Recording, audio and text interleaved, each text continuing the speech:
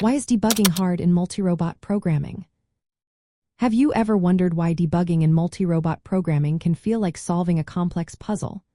The challenges arise from the unique nature of coordinating multiple autonomous systems at once. Unlike working with a single robot, multi-robot systems involve numerous robots, each equipped with its own sensors, actuators, and control algorithms.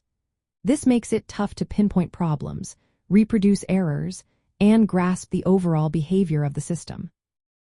One key issue is the distributed nature of these systems. Bugs can stem from communication failures, synchronization problems, or unexpected interactions between robots. When one robot acts incorrectly, it can impact others, complicating the task of identifying the original source of the problem. The fault may not lie within a single robot's code but rather in how the robots coordinate or share information. Timing and concurrency issues also play a significant role.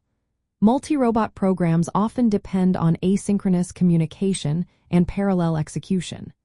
This can lead to race conditions or deadlocks that are hard to reproduce consistently. Bugs that only happen under specific timing conditions or environmental states can be particularly elusive. The complexity of the environment adds another layer of difficulty. Real-world factors like sensor noise, dynamic obstacles, and unpredictable events can cause intermittent failures that do not show up in simulations or controlled tests.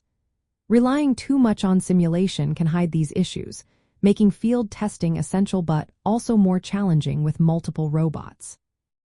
Data logging and monitoring become more complicated in multi-robot systems. Capturing and correlating logs from several robots to understand the sequence of events requires careful planning and standardized data formats. Without consistent logging, reproducing and diagnosing failures can be nearly impossible. Moreover, debugging tools and methodologies for multi-robot systems are often less developed than those for single-robot systems.